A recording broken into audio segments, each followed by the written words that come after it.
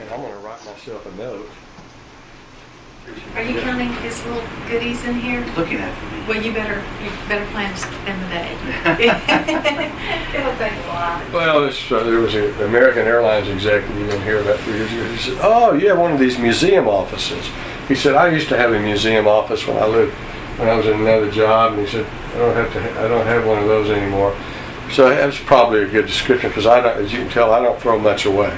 I'm sort of, my wife says I'm a hoarder. I hoard things. But. Your collection ranges from books to sporting mementos to the people you've met. Mm-hmm. It's memories. It's memories. And what was the Barbra Streisand song about memories? But you go, oh yeah, I remember that event or that moment or that.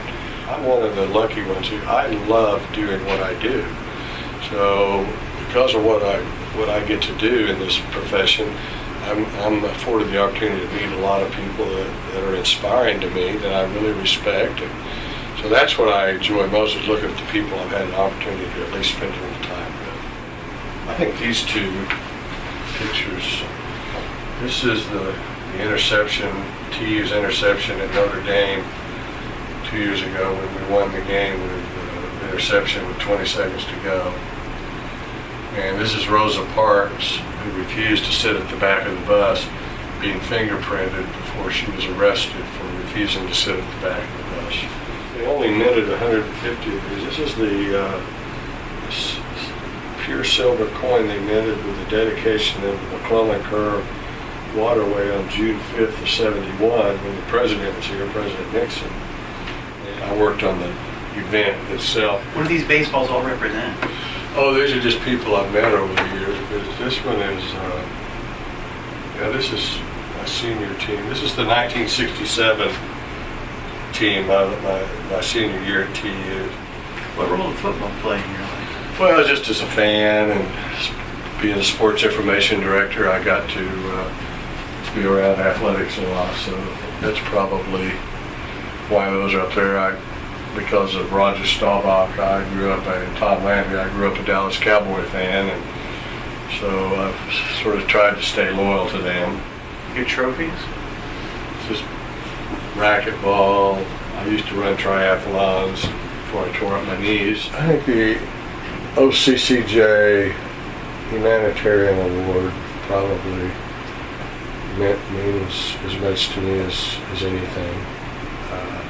Because I firmly believe in what OCCJ stands for, which is fighting bias, bigotry, and racism through increased education and understanding of human relations. I just think it's I think society's greatest ill is man's inhumanity for his fellow man.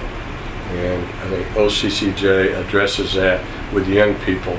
If we get young people thinking correctly, we can overcome a lot of the obstacles that are perils to society. You've been involved with that for how long? Probably 30, 35 years.